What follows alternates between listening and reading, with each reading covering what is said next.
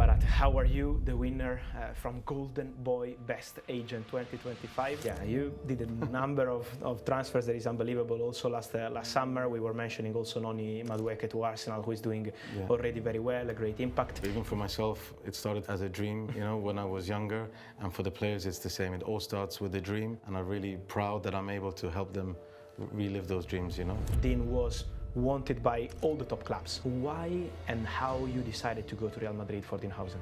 Now the Brazilian talents, we see Estevão, we see Hendrik and several others on international scale doing fantastic. What are you building and what are you cooking in Brazil in this moment? Is there someone, I wanted to ask you, in football in general, who really inspires you? Look, I think the first person that made me fall in love with football was... Final question I wanted to ask you. We spoke a lot about what you did, and you keep delivering in terms of deals, in terms of adding players, of building careers, but this is never over. What's your next dream as a footballer?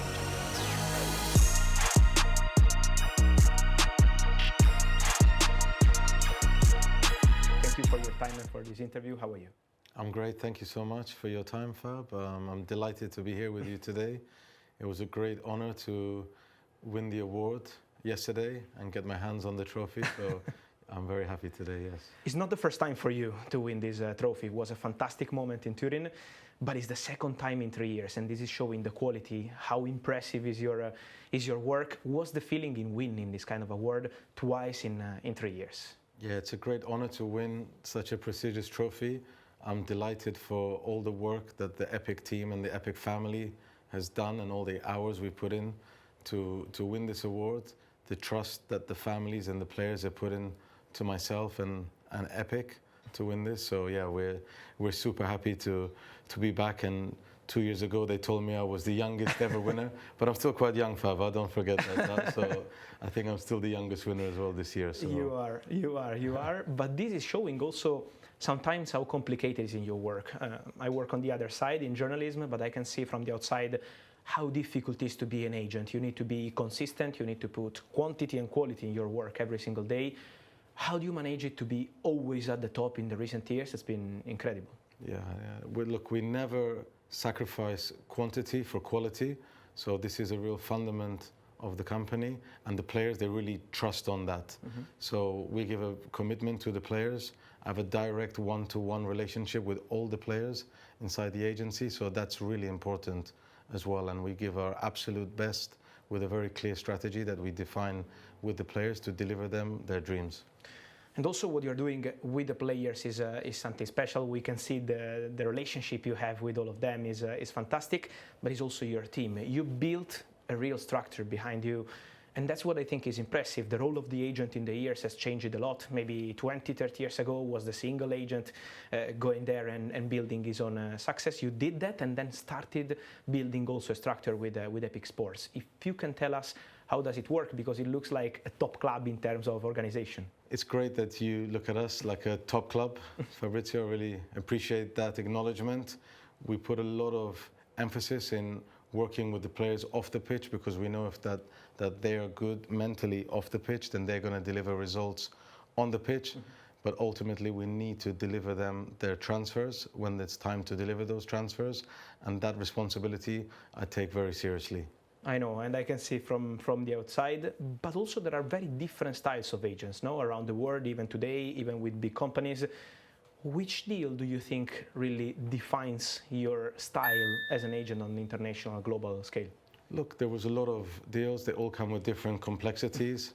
I think for me, the Moises Caicedo deal was a very interesting deal, as you know, had a lot of ups and downs, and we really had to get together with Moises and get him to really push to leave Brighton. As you know, it was a very tense situation, because there was a time where the deal was completely off, as you know, and we thought Moises is going to stay in Brighton.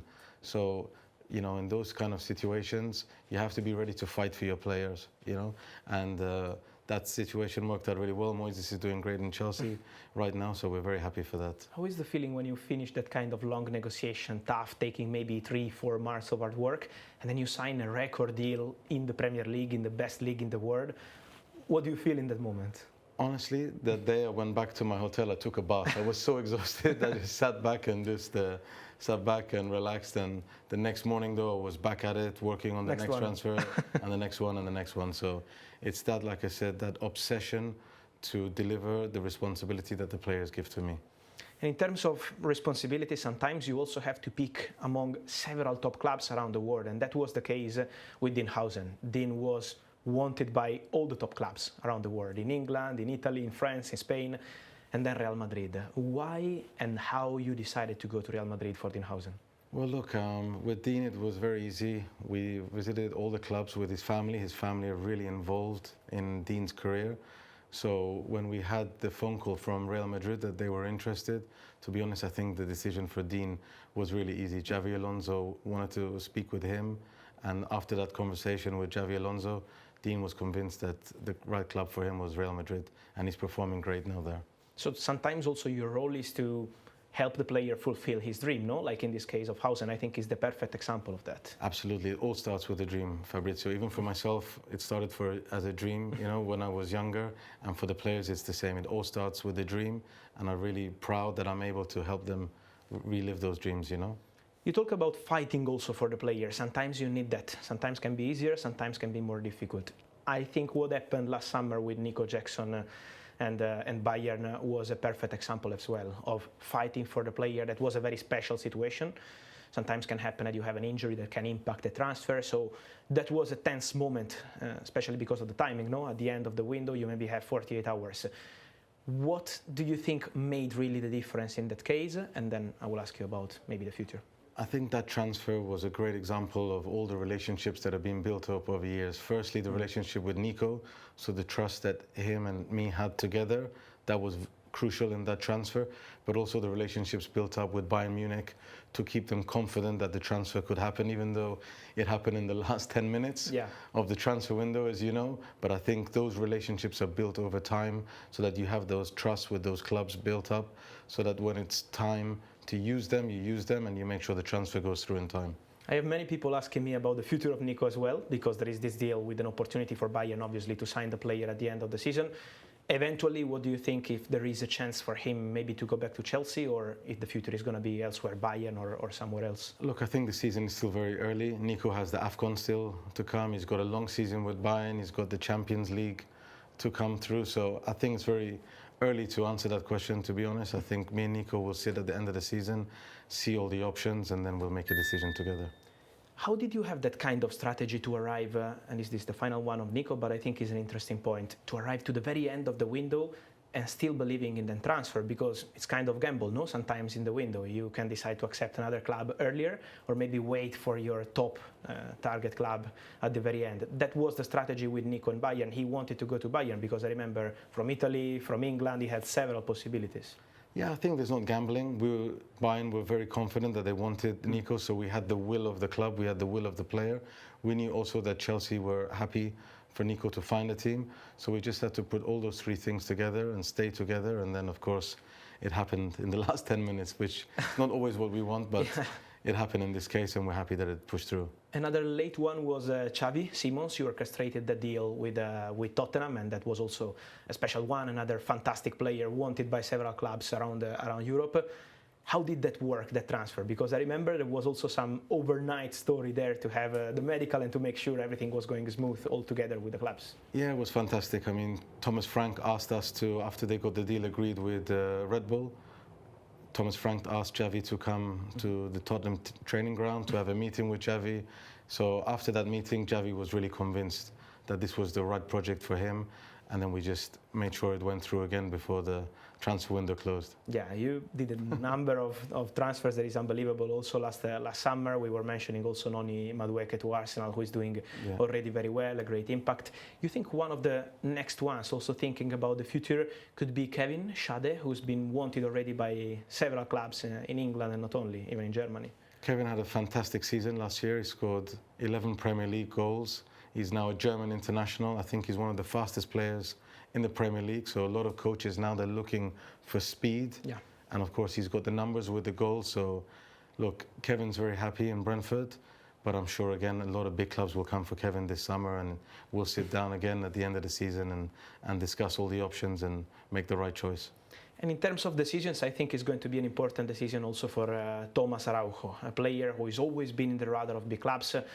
First question I wanted to ask you if he was really close at some time to go maybe to Chelsea or Paris Saint-Germain, because we had strong rumors about that. We know the interest was genuine, but if there was maybe some real opportunity to go or was too early, and if you think he's going to do the next step quite soon. Yeah, as you know, Luis is an expert on Portuguese football, on football in general. Yeah. You know, so for sure he knew Thomas really well. Thomas is a great story as well. I've been with Thomas since he's 16 years old. So it's great to see his development, and what's good of Thomas is he's got a few very key attributes: his speed, his technical ability. So these are all attributes that the modern coaches are looking for. They're all playing with very high lines, as you know, especially teams like Barcelona. So I'm very confident that a lot of top clubs will come for Thomas again in the summer. There is another player that you just added to your team, constantly adding players, not just closing deals, and one of them is also Justin Kluivert, another special player from Bournemouth. We can see how he's developing season by season. He already had this special skill of playing in several countries, so it can be a very interesting point. Do you think he could be the next one maybe in the summer or in 2026 in general to do the next step in terms of transfer move? He had a fantastic season last season. He was voted Player of the Season by Bournemouth. So again, you know, he's doing fantastic with the national team. They've got the World Cup coming as well. So I'm very confident that again there'll be a lot of clubs coming for Justin. So we just have to sit down again at the end of the season, assess all the options, sit with Bournemouth, and then we all make a decision together. I was telling you about the structure you built, which is really, really interesting. Not only Europe, because you also decided to invest in terms of scouting, in terms of hard work to get new players, also in Brazil. And I think that's very interesting. Now the Brazilian talents, we see Estevão, we see Hendrik and several others on international scale doing fantastic, but you're already building the future there. How does it work? What are you building and what are you cooking in Brazil in this moment? Yeah, well, it's not only Brazil. We've just launched our new company. We're calling it Epic Future, where we've just signed two of the top Brazilian talents, Angelo and Veneno. Two super exciting players. One is actually going to join Strasbourg when he's 18. Veneno, we're deciding right now where he's going to go. We've got various top clubs that want to sign him. As you know, clubs now in Europe are going earlier to sign these players. So we have to be there working very closely with these guys and making sure that when they come to Europe that they're prepared, they know the language, they're well integrated, they know the style of play. So when they arrive, everything's a very smooth transition for them. So it's even about the culture, not just about the technical part. That's very interesting. Huh? Yeah. I think that's a very interesting point. Is there someone, I wanted to ask you, in football in general, could be an agent, a president, a player, whoever, a legend of the game, who really inspires you? Look, I think the first person that made me fall in love with football was Diego Maradona in the 1986 Mexico World Cup. For me, he was football, you know. But then this continued with Ronaldo phenomenon. I've got a lot of inspirational football players for me. The final question I wanted to ask you, we spoke a lot about what you did, and you keep delivering in terms of deals, in terms of adding players, of building careers. But this is never over, because you already won this award, the special one from Golden Boy as best agent twice. Then there will be more awards, I'm sure. What's your next dream as a football agent? Yeah, so we've just launched now our new company. We're calling it Epic 22. We're just going to have 22 players, 2 players per position. The idea behind that is that we can give a very dedicated focus to our players to make sure that if it's time for them to be transferred, all the attention is going on them. So actually we're thinking less is more, Fab, in this way, you know? That's super interesting. So that's going to be... we're super excited about it. That's going to be one to follow, for sure. But thank you. Congratulations for the huge job you are doing, and we look so forward to some big here we go in 2026, I'm sure. Thank you very much. Thank you. Thanks a lot.